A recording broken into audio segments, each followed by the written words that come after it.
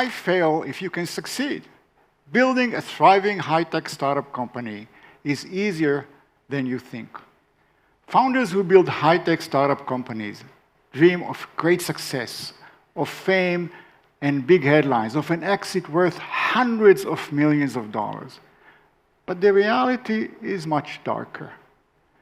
Only 1 in 10 companies have an exit, and only a handful of those will be a huge exit. In my first company, Roche Intelligence Systems was one of the 9 that failed. And here is me, in my late 20s, standing in front of the office. Roche developed an advanced AI system. Back then, it was called an expert system. Sales grew nicely, quarter after quarter. And so did our expenses, and we lost money every single quarter. That forced us to keep raising money.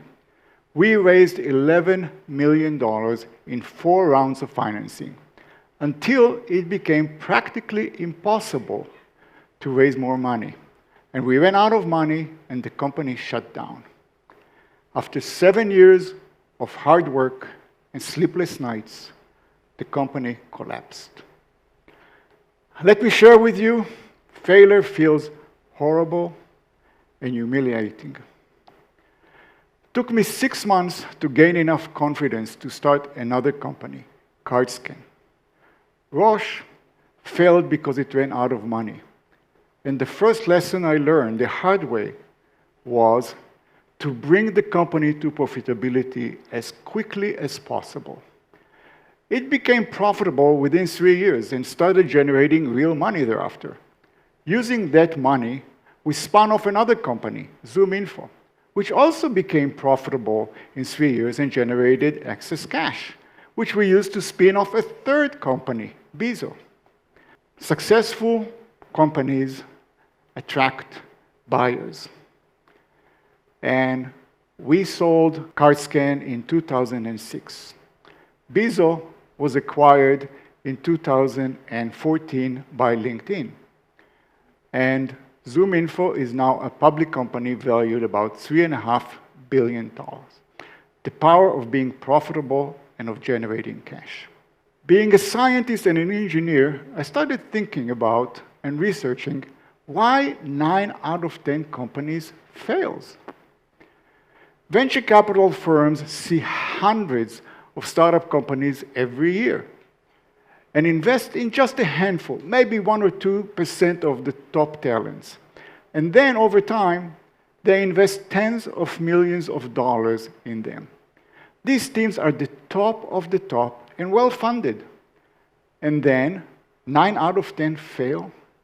Why? It makes no sense.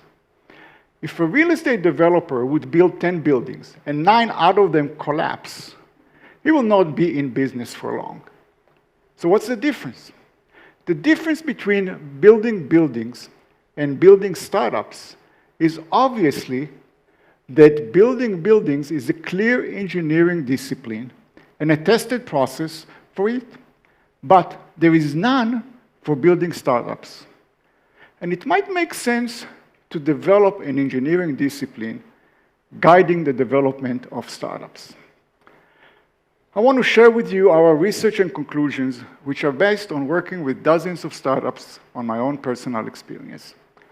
The first conclusion, not surprisingly, is that building a startup is a complex process involving many domains, from branding to marketing to sales, pricing, packaging, product development, finance, hiring, legal, and many more, which all must play together. We saw that many founding teams lack basic knowledge in some of these areas and decided to establish a school for founders called SmartUp, where we work with dozens of companies, teaching courses and workshops, and we also run a residency program with dozens of startups and growing. In this short presentation, I want to share with you just 4 of the principles guiding the discipline of building startup companies. The first principle, not surprising, is to become profitable as quickly as possible. There are only two ways to accomplish this. Either your sales are higher than your expenses, or your expenses are lower than your sales. What you really want is to increase your sales as much as possible while keeping your expenses to the minimum. But how you do that? So the first thing you need to understand is that the first thing you do in a company is not product development. It is marketing. Well, that sounds like a totally absurd concept. How can you do marketing before you have a product? Makes no sense, right?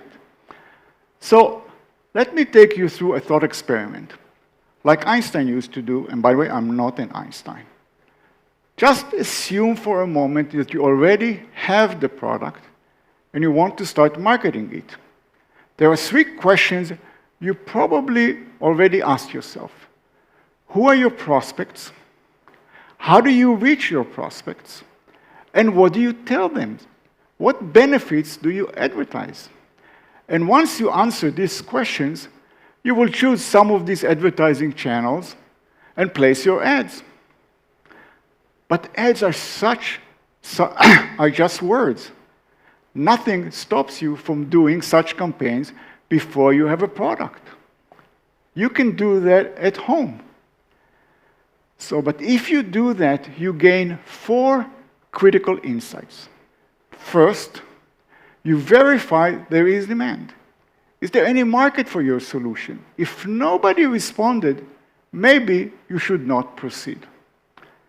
Second, you test different messages and different benefits to different audiences to see which ones resonate to which prospects. That defines your core market.